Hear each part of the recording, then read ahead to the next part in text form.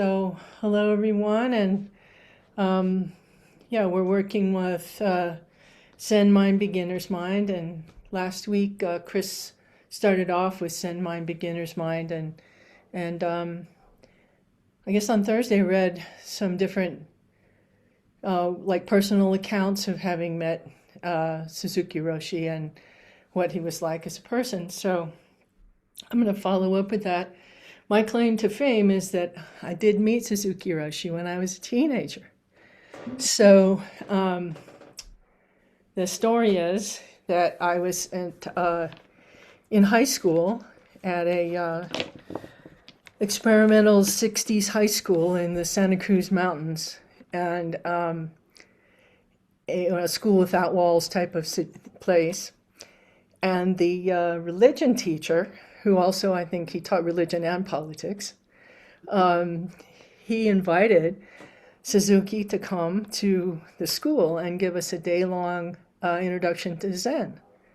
And he did. And he came, so Suzuki Roshi came to the high school and brought with him some of his close students, like Ed Brown and Reb Anderson, and I think Richard Baker, not to be name dropping, but in any case, they came. And they set out to create a day long for us, and started by cleaning up. Now the students ran the school. We were the maintenance crew, so you can imagine what it was like. So we had a great hall, like a great main meeting room. I cleared that all out, got all the trash out, put down the zabatons, made it into a zendo, showed us how to sit, brought the han, I mean, the whole thing. And in the process of the trash collection, they decided there was so much of it that they would build a fire in the fire pit and burn the burnable trash. So there's a fire going, and above that, where that fire pit was where the art room was. And the art room, art rooms are messy, they're supposed to be. Ours was particularly. And in that room there was a chair. And I just remember, seeing that chair over the course of time, and it was a wooden chair, but the chair had, with one of those, like a solid wooden seat. And but the seat had cracked in the middle. So it was kind of, crooked. If you sat on it, it pinched your behind. It was, and some legs were falling off, and people had wired it together, and they'd taped it around so that it would, maybe work. And it was broken, but it was there, and tried to fix it. And so I'm in there in the art room, and Suzuki Roshi comes in, looks around the room, sees the chair, walks over to it, picks it up, hurls it off the deck into the fire pit. I was sold, I've been sitting since. I just loved it. I mean, no hesitation. No, oh, we could just mend that one more time, a little glue over here, and it's gonna be fine, No, pick it up and toss it. I loved it.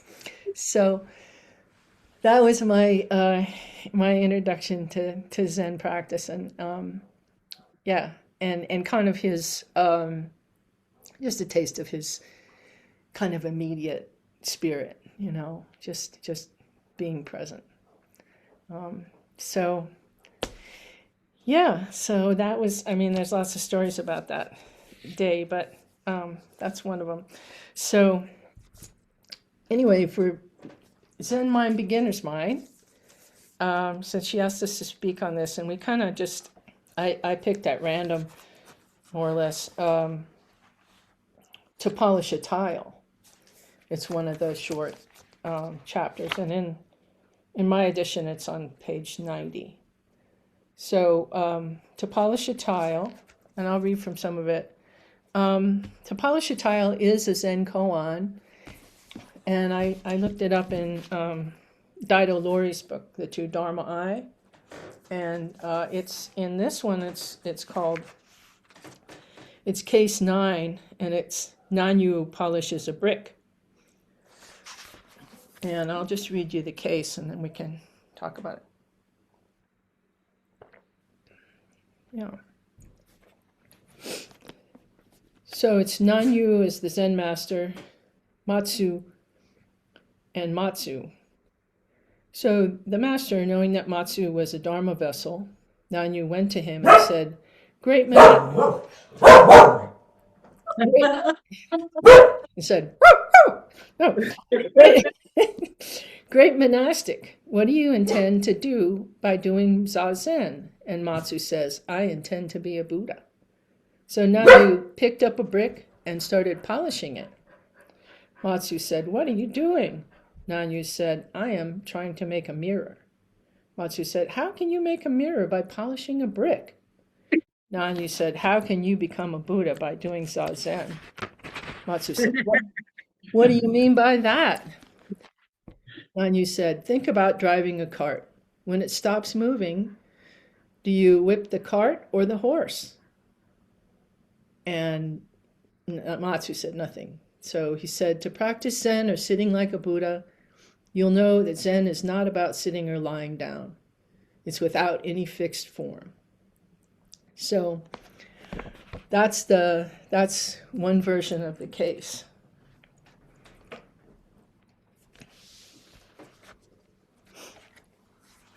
And I just want to give a caveat here that I haven't formally studied this koan, so this is just my, my thoughts about it, not official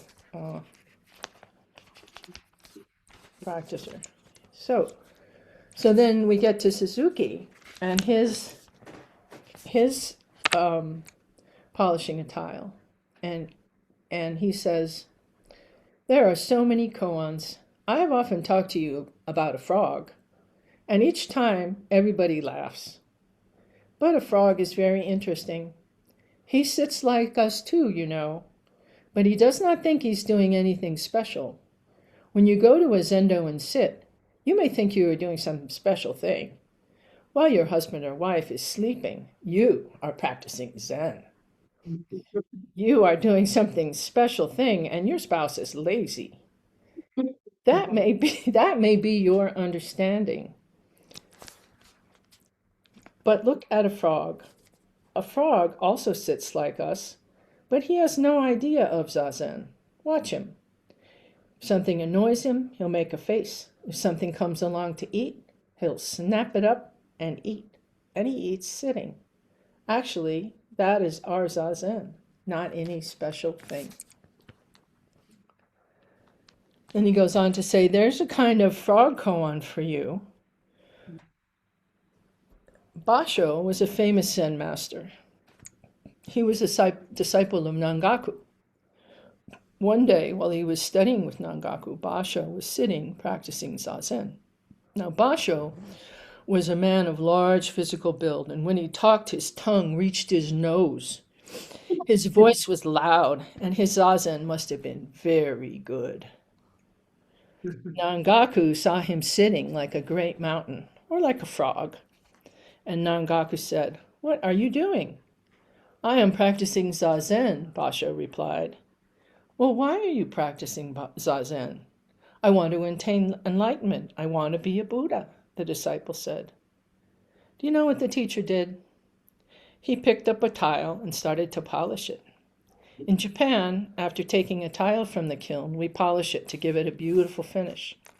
So Nangaku picked up a tile and started to polish it. Basho, his disciple, asked, "What are you doing?" "I want to make this tile into a jewel," Nangaku said. "How is it possible to make a tile a jewel?" Basho said. "How is it possible to become a Buddha by practicing Zazen?" Nangaku replied. "Do you want to attain Buddhahood?" "There is no Buddhahood besides your ordinary mind. When the cart does not go, which one do you whip, the cart or the horse?" Nangaku's meaning here is that whatever you do, that is Zazen.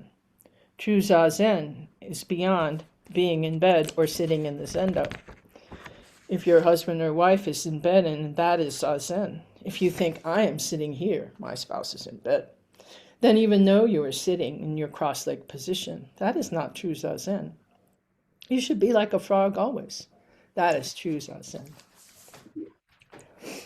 So I like that. I did have trouble with the language. I'm going to say I have trouble with the language of if the cart isn't going, which do you whip, the cart or the horse? I almost left it out because I don't want to whip anybody at all.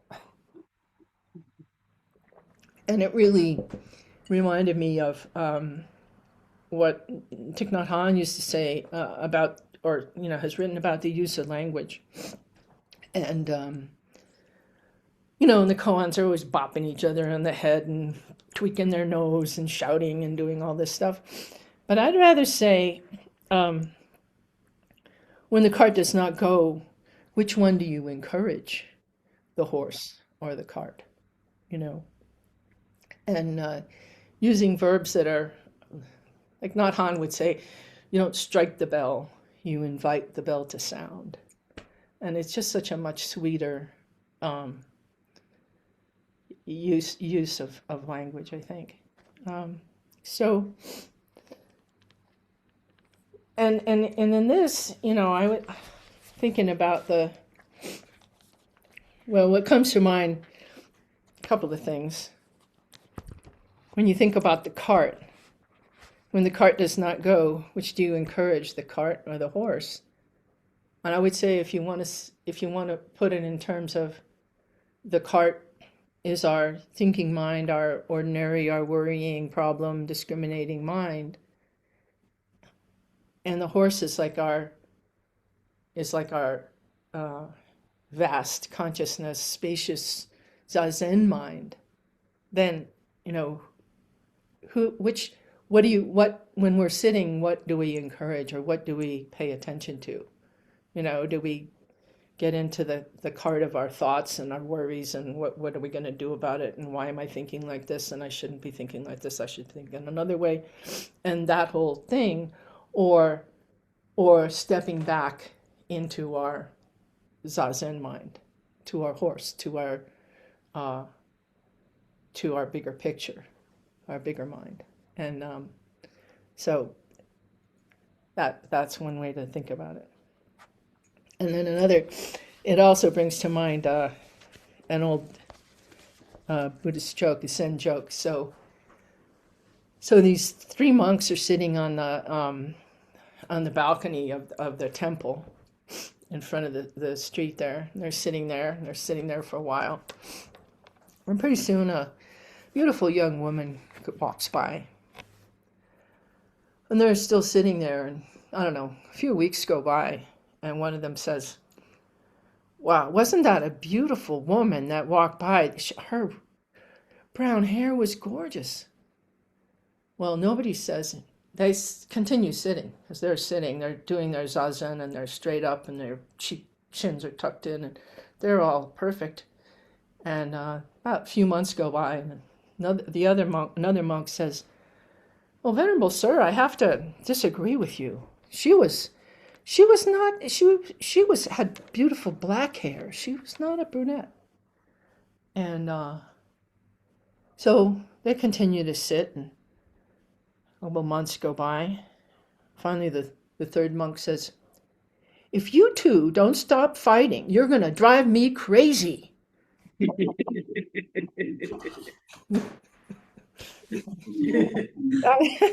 That's usually the level of my practice, but anyway. Yeah. So, so he, let's see, where else was he going to talk about?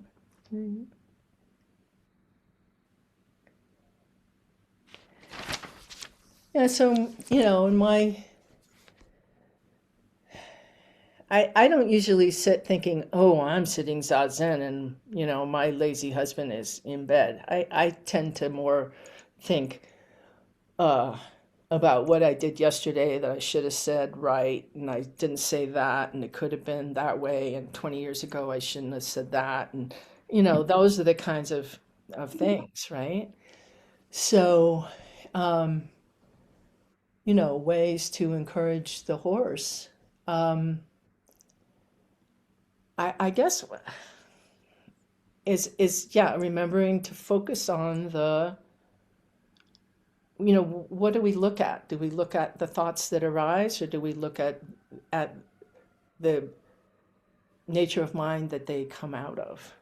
Thoughts just magically appear and then they're there for a while and then they disappear. And if we continue to keep paying attention to that uh, larger spaciousness, um, I think it's easier to let those things go.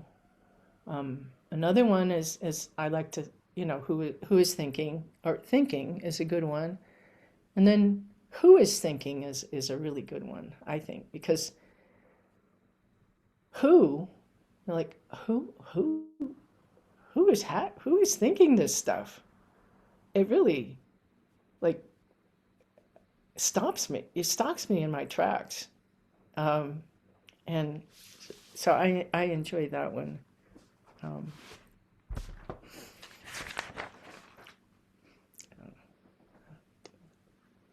so, and then from the Vajra, Vajrayana tradition comes this beautiful Milarepa's instructions to Lady Palderbom. Now, Lady Palderbom was one of his lay disciples, and the story is that she went to him to ask for meditation instruction, and he told her to go home and meditate on the sea, on the sky, on the sea, and on her mind. So she did that, came back, and said to him, and this is in verse. She said, "I can contemplate the sky, but clouds make me uneasy. Milarepa, tell me how to meditate on clouds."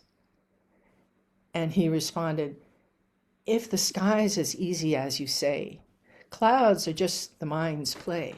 Let your mind stay among the sky." And then she said, "I can meditate on the sea, but it's waves that make me uneasy. Milarepa, tell me how to meditate on waves."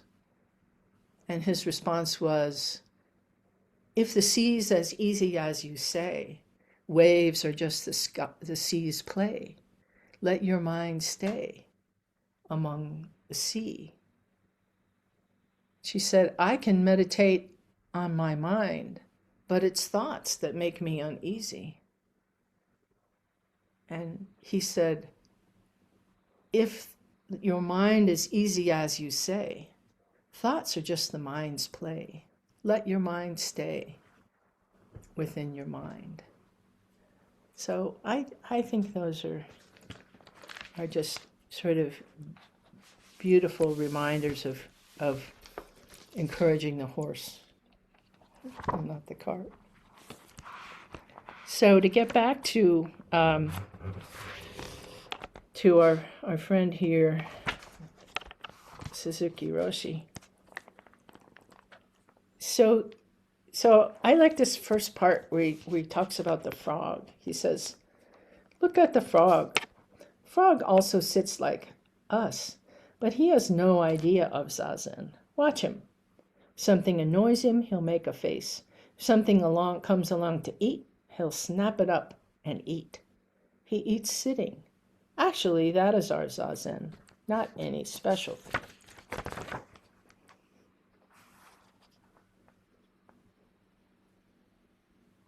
And he says,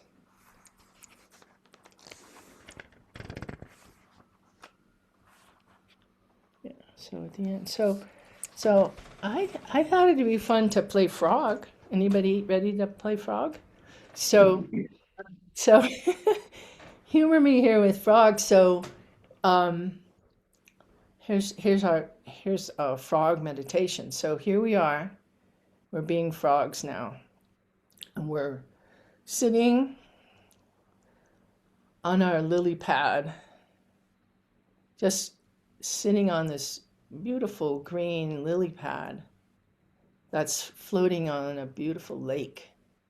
Vast, expansive lake, all water so far as you can see. We're by the bank on our lily pad, and the sun is really warm on our back. It's lovely, and there's a breeze. The air is just perfect temperature. It's so perfect that it's really hard, like we try to notice, but can we really notice where our skin begins and the air ends? Where does the air begin and our skin ends? Where's that edge?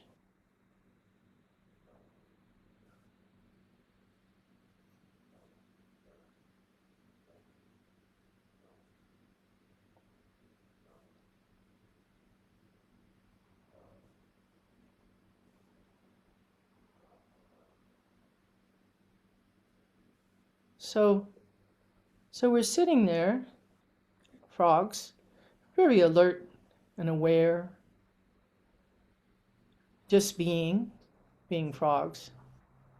And then a fly goes by, and we go, and we lick it up, and we swallow it, eat that fly. We're just very aware. Eyes are looking all around. We're just being frogs. And then another fly goes by.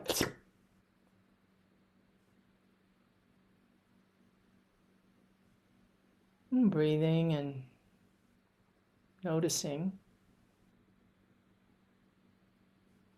And then a thought arises. Gobble that one up too.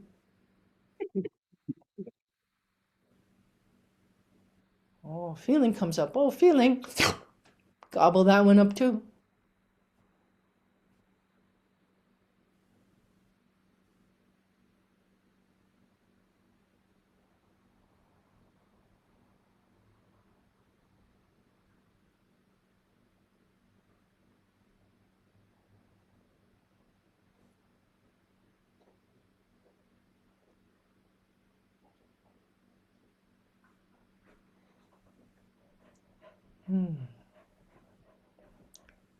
Ribbit, ribbit. So, yeah, coming back to being people bodies, here we are. So, I like being a frog. I guess the other piece of polishing the tile, so this last bit that in this chapter, I think the other part about polishing a tile to become a jewel or doing zazen to become a Buddha, we just are ourselves. We're not going to be any different. It's like we're not going to jump out of who we are because we're already Buddhas. We're already a jewel. There's nowhere to go and all day to get there. And so I know, especially for ourselves and when we started, and Joe knows this too. we're striving so hard to get this enlightenment. This thing, we're gonna just grab this and we're gonna hold on tight, and it's not a thing, and it's so hard to keep remembering that there's not a thing, and as soon as we think it's a thing, we don't have it again. There's no so.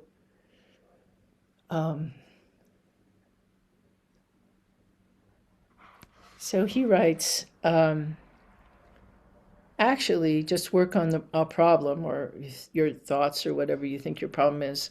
Do it with a single mind and effort is enough. You should just polish the tile. That is our practice. The purpose of our practice is not to make a tile a jewel. Just continue sitting. That is practice in its truest sense.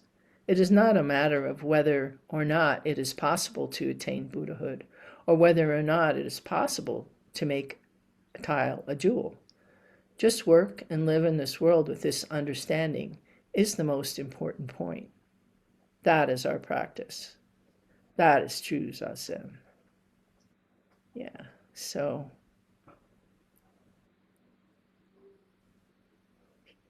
there, when you are you, you see things as they are, and you become one with your surroundings. There is your true self. There you have true practice. You have the practice of a frog. He is a good example of our practice. When a frog becomes a frog, Zen becomes Zen. Yeah. Yeah. So I think that is oh, I always go too fast. Yeah. So there we have it. There we have it. Yeah. So, oh, we're yeah, still have plenty of time, it looks like. So, what if folks there, do you want to break into groups there or all speak together? What do you what's the word? How Oh, about getting into groups? groups. Okay, let's do groups and let's see. I know. What's our question? What's our question? Um, Hmm. what is it like to be a frog? I guess or how is that for you, and or anything else that comes up that you'd like to talk about. So, all right. Um,